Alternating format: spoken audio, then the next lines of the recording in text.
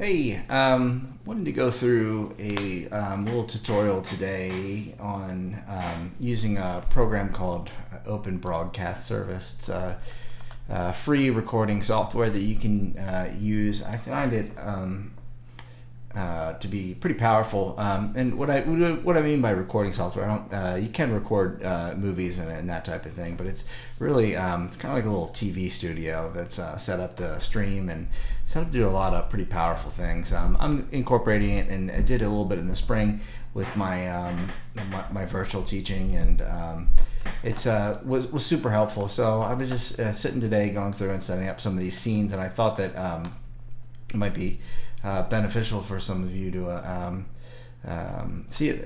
Hopefully you can use it in your teaching if it's useful. If it's not, good. So this is the software right here on my screen, kind of set up into, this is what they call like a preview mode, or the studio mode. This is where you kind of set up everything. I want to go through today, and I was working on earlier. I was working on chicken roll exercise that I kind of set myself up to do. In this panel, you have a view of my face, so I can talk, kind of see the kids. They can kind of see a forward presentation of myself. And then if I turn to my right here, I have my pad set up, and there's a little spot camera set up over there, so they can see my hands go through the motions, and then most importantly, they see the rolls or the music at the bottom, and you can set this up to be really whatever way you're going to do. So what I'm going to do is I'm just going to clear all this out and start from scratch here. So these are all these cameras and the music, they're all called sources, and that's going to be in your bottom right, bottom middle pane here. So I'm just going to highlight them and then minus them or delete them. Okay, so it started with a blank TV screen here. So I'm going to go back in. Let's start on the video first. We're going to add in video capture device. So you come to sources, see the little plus to add something. And we're going to add a video capture device. There is a lot of stuff that you can add in here. You can add images. You can add display captures. I'm going to talk about that in a little bit. You can add different audio input captures, and that's good. These audio input and output captures are good for when you're actually doing a live stream and sending audio through this program and mirroring it with a video. For what I'm doing it with and using it through Zoom, I don't use any of these audio inputs, but so let's start with some video capture devices. So I'm going to open up one. And here's where you would create a new one if you're adding a new microphone for the first time. I'm going to go down to add existing because I've already kind of done this. I had my iMac camera. And there you go, right there at the top. Right, there you go. I'm going to add another one, another video, and I'll add my spot camera, which is the camera that's on my pad right now. And you can move these any which direction. I know with the exercise that I'm going to do, I kind of liked it with the music at the bottom, so I'm just going to head back into there. Okay. We'll get the final layout here in a little bit. So I have my music in folder OBS percussion tutorials, and what I've done is I went into preview and I've cut up my music prior. I'm going to run through that real quick. So this was in my 6th grade technique packet. So I opened that up, and I use preview. You can use whatever you want. Go into preview, go to your crop tool right here, and it'll give you this little box. Go down, get yourself a nice tight crop with really whatever you want to grab there. So I crop that, and now that's made just a little image of that. I go over to my thumbnail over here, where it says the second page, and I right click and export as, and you want to export it as JPEG. It needs to be a picture, so you can use a PNG, TIFF or a JPEG, and that's going to import right there. So I've already done this, so I'm not going to go through this process. It's already in there as a chicken and roll example. So I'm going to cancel that out. And the last thing I would want to do is I would want to do Control Z and undo that crop, because you don't want your original document edited. Now I have this document saved in about 1 million places, so if I didn't do that, not the end of the world, but I don't want to cut out all my 2-minute beginning exercises right here. Cool. So I'll go back down here into this folder that has the exercise in. I'm going to go in and drag it in, and then it pops in. So now I can take this and I can open that up and get that to be as big as possible. Use these little dots to drag and drop. Okay, so I find that the most important thing for the kids to see is the music. So I'll try to get that to be as big as humanly possible. So on their if they're using iPads or iPhones or whatevers, and their small screens,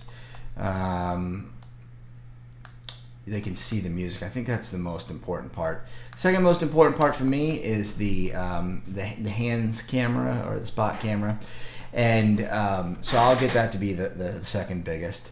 And like what I like about this software is it's adaptable, and I can kind of zoom in here. So let's just say, well, let me get to that here in a little bit when I show you how to zoom it. So here's my other scenes. We're doing some Connecticut halftime for a little recording project we're doing. I've taken this and broken this up into 3 segments so the music is easier.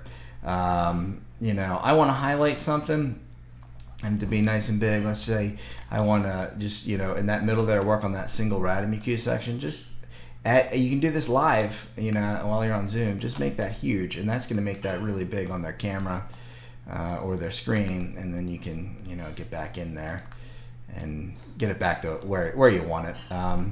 One super important thing is to understand how to stack these inputs. If I come in here, and let's just say I want my camera to be on top, I click on this spot camera and I right click, and then you go to order, and you can move it up, and that moves the camera in front of the music, and I don't want that, so I'm going to move that back to move down. Same with this. Like if you see the outline of this camera, there's a lot of this camera that's still out there. If I wanted to bring that to the center, I could do that. I choose to focus on the music first, the spot, and then really this is just if I need to switch back and do any instruction and I want to kind of be facing them and seeing what's going on. So you can see I've gone down through and I've taken my PAS rudiments and split them up into digestible chunks, taking those PDFs and split them up, and I can quickly go through all these things, working on getting all my exercises in here, and you just build a bank of scenes that you can recall, boom, boom, and really it helps with the flow of instruction. Now, to get this to the actual kids, if you want to record yourself and just make a video and make yourself a workout of we're playing through these exercises today, your kid can't join you synchronously, you can start through, you can drum through this, you can teach a little lesson on it, they can view that, and however you're getting videos to them, or you can stream to Zoom, which is what I do. So I'm going to open this up, and I'm going to go into Zoom. We're going to get a session going on here. All right, ask Mr. Zeller's question. Okay, so I pull this up. Normal Zoom session, there I am again. Now, I'm going to come up here and I'm going to share my screen. Before I share my screen, go back into OBS, right click anywhere, and you're going to get an option to do a windowed projector. That's what you want to pull up. Now when I pull this windowed projector up, I get a little screen there, and that is actually what your students are seeing. So I kind of crop all that black out of that, and I have a secondary monitor setup on my left, so I'll slide this over to the left-hand monitor, get that out of the way. But then I'm just leaving it on my bottom right here. But then I go into Zoom, share screen, click share computer sound, because you're probably going to want to share them a metronome through your computer, or I'll pull up Spotify and I'll play along with tunes on Spotify, that type of thing. Click share computer sound, and then I'm going to go to this panel here, windowed projector, and that is this box down here. So then that's going to be what is shared to the screen. So that's what the students are seeing. I'll move this over to my left-hand monitor. The participant view up here, I'll move that to my left-hand monitor and open that up so I can see all the kids as I'm doing it, just making sure that they're in and in control and engaged in the lesson. Good luck with that. So yeah, let's go back into OBS here for a couple of things. One really cool thing I think is great is, as you're teaching, to have a notation software pull it up. If you have questions, that kids need to, ask, and it would be easier for you to write it down, pull up Finale or Sibelius, whatever. So here's what I did. I have a Finale scene set up, and I can pop over to this real quick, and I'm just going to remove this so you can see how I do it. So now I just have my two cameras there. I think really for this, that spot camera might not be, might not need to be there. I'm going to leave it here, but if you're probably teaching and you're doing just content here, go to display capture. That's going to pull up a whole bunch, and I'm going to, hold on a second. Did I do that right? Window capture, my bad.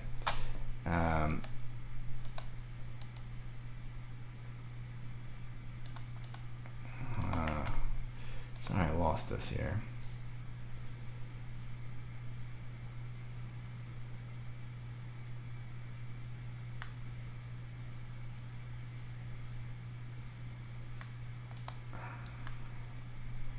Okay, let's add existing, go to OK.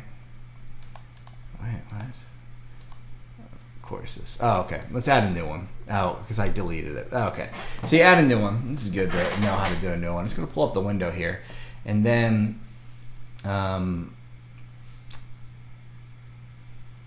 you're going to click on there. And now I'm looking for my Finale window.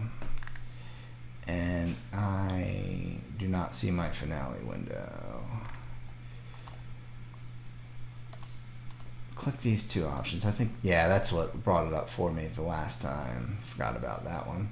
So I'm pulling this up, and now I'm looking for all these windows that are up, and there we are. Finale is right there, and it's Finale Untitled. That's my document that I kind of have pulled up. So there is my window. Sorry, I lost that for you guys there. So now that pulls that up, and I can go back over to my Finale window, which is on my left-hand monitor, and I can input whatever notation I want to, and write anything out for the students as they kind of see that, and we can go from there. I think that's the basics of it. It's pretty powerful. You can get into a lot of different things with it. You can, really what your imagination will limit you. So yeah, if you have any questions, let me know. I'd be glad to help. And take care and be safe.